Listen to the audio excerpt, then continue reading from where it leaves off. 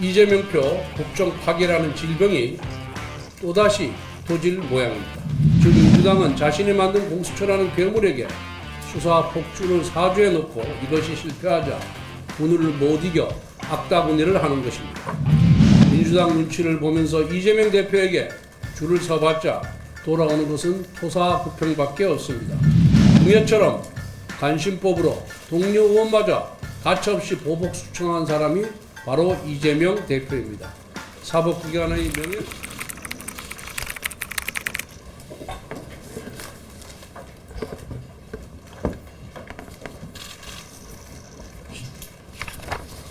시작해도 됩니까? 네. 예. 법원에서 윤석열 대통령 구속 취소 결정이 나온 직후 민주당은 검찰을 비난하고 대통령 파면을 압박하며 총력 정치투쟁을 선포했습니다. 이번 구속 취소 결정은 국가기관이 절차적 흠결을 저지르면서까지 그 누구의 인권도 침해할 수 없다는 헌법적 가치를 확인해 준 것입니다. 그런데도 민주당은 검찰을 향해 내란 수계의 졸개, 교묘한 법기술과 같은 극언을 퍼부었습니다. 평소에 그렇게도 인권을 떠들어대던 집단이 이번에는 위법적인 인권 침해를 사주하고 있는 것입니다. 나아가 민주당 의총에서는 아무런 잘못도 없는 최상목 대통령 권한대 심우정 검찰총장을 탄핵해야 된다는 목소리까지 나오고 있습니다. 법과 원칙을 무시하고 자기 마음에 안 들면 무조건 탄핵부터 시켜야 한다는 심산입니다. 이재명표 국정 파괴라는 질병이 또다시 도질 모양입니다. 이미 민주당은 29번의 탄핵을 했습니다. 민주당은 한 달에 한 번꼴로 친목 모임 하듯이 탄핵을 하는 집단입니다. 그러나 만약 30번째, 31번째 탄핵을 한다면 그것은 민심의 철퇴로 되돌아올 것입니다. 대통령에 대한 수사는 국가의 중대사입니다. 그래서 적법 절차의 원칙 준수와 절차적 완전성이 중요합니다. 하지만 공수처는 이 모든 것을 무너뜨렸습니다. 애초부터 공수처는 내란죄 수사 권한이 없습니다. 대통령을 수사할 만한 능력도 없었습니다. 이처럼 자격도 없고 능력도 없는 공수처의 무면허 수사 폭주가 위법과 탈법의 쇠사슬로 대통령을 올가맨 것입니다. 그리고 공수처를 준연동형 비례대표제와 정략적 거래를 통해 탄생시킨 것도 바로 민주당입니다. 즉 민주당은 자신이 만든 공수처라는 괴물에게 수사 폭주를 사주에 놓고 이것이 실패하자 분을 못 이겨 악다구니를 하는 것입니다. 헌법재판소와 검찰에 촉구합니다. 민주당의 겁박에 휘둘리지 마십시오. 법과 원칙을 준수하십시오. 민주당 눈치를 보면서 이재명 대표에게 줄을 서봤자 돌아오는 것은 토사구팽밖에 없습니다. 궁예처럼 간신법으로 동료 의원마저 가차없이 보복 수청한 사람이 바로 이재명 대표입니다. 사법기관의 명예는 법과 원칙을 통해 지키는 것입니다. 사법기관의 구성원이 명예를 상실하면 모든 것을 잃습니다. 그것이 법복의 무게입니다. 앞서 말씀드렸다시피 민주당의 이재명 세력은 심우정 검찰총장에 대한 탄핵 소추를 논의하고 있습니다. 이재명 세력의 탄핵 중독은 이제 형법상 특수협박죄로 다뤄야 할 지경에 이르렀습니다. 이재명 마음에 안 들면 탄핵, 민주당 말 안 들으면 탄핵, 여차하면 탄핵으로 직무정지시키겠다고 협박하는 것입니다. 검찰이 마음에 들지 않는 결정을 내렸다는 이유로 검찰총장을 직무정지시켜 조직 전체를 마비시키겠다는 문풀이 보복을 가하겠다는 것 아닙니까? 이재명 세력이 이렇게 아무렇지 않게 탄핵의 칼을 협박 도구로 쓰는 것은 헌재의 느림보 선고 때문입니다. 어차피 한번 탄핵 소추하고 나면 70일, 100일 직무정지가 기본이기 때문입니다. 기각이 돼도 손해가 아니라는 것입니다. 헌재는 조석기 한덕수 총리 탄핵 선고를 내리기 바랍니다. 그래야 이재명 세력의 탄핵 폭포에 브레이크를 걸고 국정 안정을 도모할 수 있습니다. 일각에서 제기되는 대통령, 총리 동시 선거는 국정 파탄을 불러올 수 있기 때문에 일고의 가치도 없는 사안입니다. 대통령의 탄핵 선거 결과가 어떻게 나더라도 사회적 혼란이 예상되는 가운데 비슷한 시점에 대통령 권한대행이 바뀐 일이 생기면 행정부마저 대혼란에 빠지게 됩니다. 한덕수 대행의 신속한 직무복귀가 국정안정의 제1요건입니다. 문영배 대행은 친구 이재명의 안위보다 대한민국의 미래를 먼저 생각하기 바랍니다. 아울러 헌재는 최종 변론을 마친 최재해 감사원장, 이창수 중앙지검장 등 검사들의 탄핵 선고도 신속하게 이루어져야 합니다. 특히 부당한 중앙지검장 탄핵을 조속히 기각시켜 심우정 검찰총장에 대한 보복성 탄핵 협박에 경종을 울릴 것을 촉구합니다.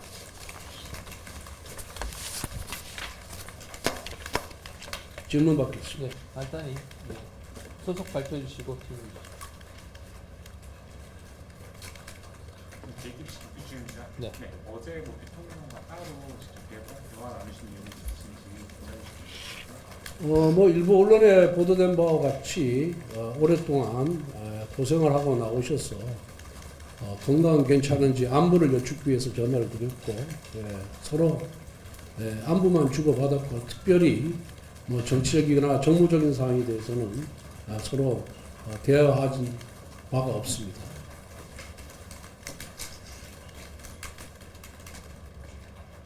채널A 부위원입니다.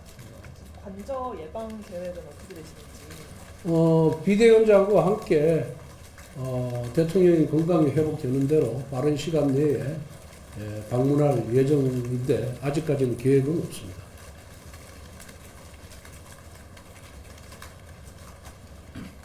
대표님, 연합뉴스 조다운입니다. 오늘 주진우 의원 포함해서 몇몇 의원님들이 헌재 대통령 탄핵 심판 결론제게 요청했는데 이거 좀 어떻게 보고 계세요? 그 아직 주진우 법률위원장과 깊은 아예 대화 자체를 해보지 않아서 어떠한 이유로 그런 주장을 했는지는 모르겠습니다만은 이번 법원의 결정을 보면은 민주사회에 있어서 절차적 정당성, 즉 적법 절차 준수가 민주주의 기본 핵심이고 특히 형사사법 절차에 있어서는 더더욱 중요하다는 결론을 내렸습니다. 그리고 두 번째는 결국 공수처가 내란죄 수사 권한이 없는데 내란죄로 수사한 것 자체가 잘못이었다라는 그런 결정을 했거든요. 그에 비춰보면은 헌법재판소도 지금까지의 그런 탄핵 심판 과정을 보면은 좀 적법 절차 준수에 미흡했다. 저는 그렇게 평가를 하고 있습니다. 우선 형사재판이 진행 중인 경우에는 헌법 탄핵 심판 절차를 정지해야 된다는 헌법재판소 규정을 좀 지키지 않은 측면이 또 있고 또 하나는 그 형사 사건의 피의자 신문조서나 진술조서를 그대로 증거로 사용할 수 없게끔 되어 있는데 자료 송부 촉탁이라는 편법을 이용해서 증거 채택을 한 그런 또 문제가 있습니다. 그리고 지금 대통령에 대한 그 내란죄 수사 기록이 그대로 탄핵 심판의 증거로 지금 채택이 된 거 아니겠습니까?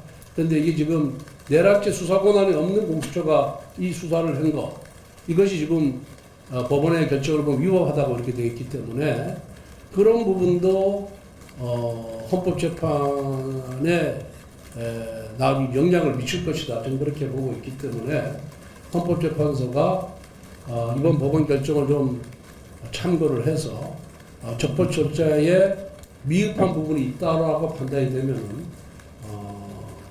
변론 재개도 필요하지 않나 저는 그렇게 생각을 하고 있습니다. 그래서 헌법재판소도 이번 법원 결정에서 나타난 적법 절차 준수, 절차적 정당성 이런 부분, 그 다음에 내란죄 수사 권한이 없는 공수처가 수사한 부분 이런 부분을 다 두루 고려해서 공정하게 탄핵 심판도 결론을 내려야 한다. 저는 그렇게 생각합니다. 대표님, 서울대 국민들이 관련해서 공수처장 고발하겠다는 가능성 풀고 있다고 나왔는데 이와 관련해서 좀 공수처 고발? 공수처장 공수처장 고발 부분은 지금 경험 국정조사특위 위원들을 중심으로 아마 논의가 되고 있는 걸로 알고 있습니다. 지난번 그 답변은 주진우 의원의 답변에 대해서 공수처장이 허위로 답변한 부분, 그다음에 국정조사 과정에서의 진술 부분, 이런 부분들에서 위법적인 상황이 확인이 되었기 때문에 그 부분을 국정특위 차원에서 고발해야 되지 않느냐, 그런 논의를 지금 하고 있는 걸로 알고 있습니다. 다른 질문? 저는 YTN 이성재입니다. 당내 안철수 의원은 국민 내전만은 막아야 한다면서 재판부 결정에 승복하는 그런 천명을 해야 된다 이렇게 주장을 하는데 여기에 대해서는 좀 어떻게 해요? 뭐 비대위원장과 저가 이미 그 부분에 대해서는 이미 공개적으로 그 헌재 결정이든 법원의 결정이든 수용을 해야 된다는 입장을 밝힌 바가 있습니다. 예.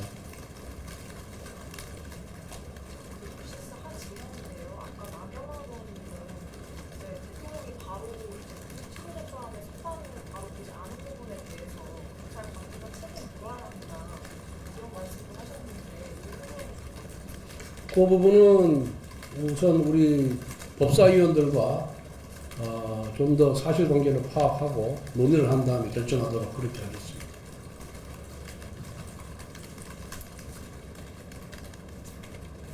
서울신문 조중호 기자입니다. 내일 그 여야 국정협의회가 계획돼 있는데 거기서 뭐 연금이나 상속세 문제에 대해서 좀 합의를 이룰 수 있을지.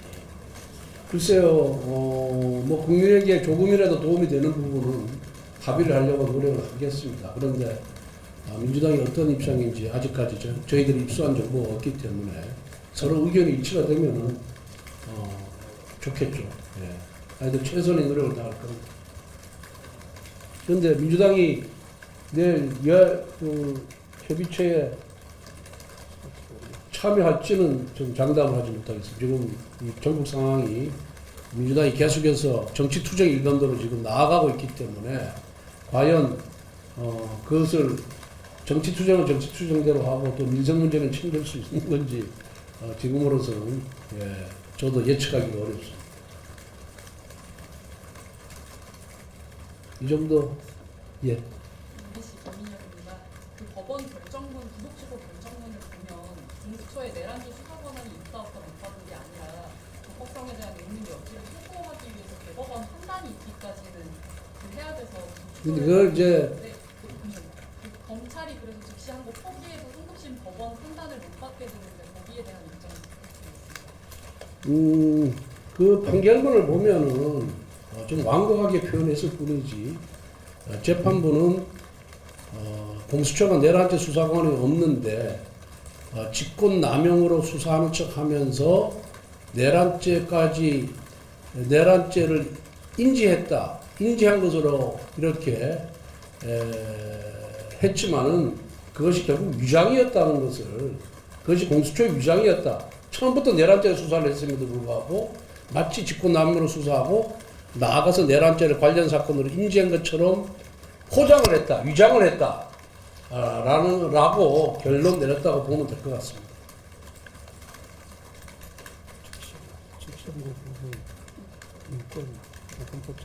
그리고 이미 구속 집행정지나 보석의 효과가 뭐냐면 결국 석방이거든요. 구속 취소도 석방이기 때문에 그 구속 집행정지나 보석에 대한 즉시한 것과 유연이라고 결정이 났기 때문에 똑같은 석방이라는 효과를 가지고 오는 구속 취소도 결국 유연이라는 결론에 도달하게 됩니다. 그걸 갖고 그 특수본이 거의 뭐 한 20시간 가까이 되죠? 27시간이나 검토를 했다는 것은 결국은 특수본이 자신들의 수사의 그런 결함, 하자를 인정하기 싫어서 일부러 그렇게 시간을 끌면서 검찰총장의 지휘권을 무력화시킨 것이 아닌가 저는 그렇게 지금 추측을 하고 있습니다. 저 CBS 이은인데요. 아까 그 나 의원님 의견에서 나온 그 나 의원님이 주장하신 것 중에 그런 의미에서 공수처 수사가 위법한 하기 때문에 그 내란죄 혐의로 구속한 것도 공소가 기각돼야 된다는 주장하셨는데 거기에 대해서 어떻게 생각하시는지. 글쎄 뭐 개별 의원의 그런 주장에 대해서 원내대표 일일이 평가를 내리는 건 적절하지 않다고 생각합니다. 예.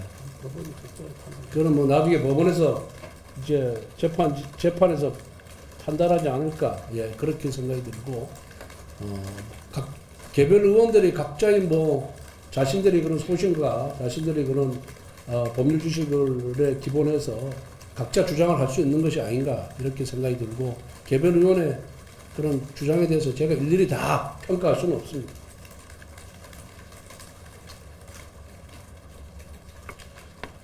이 정도 하겠습니다. 감사합니다. 네, 감사합니다.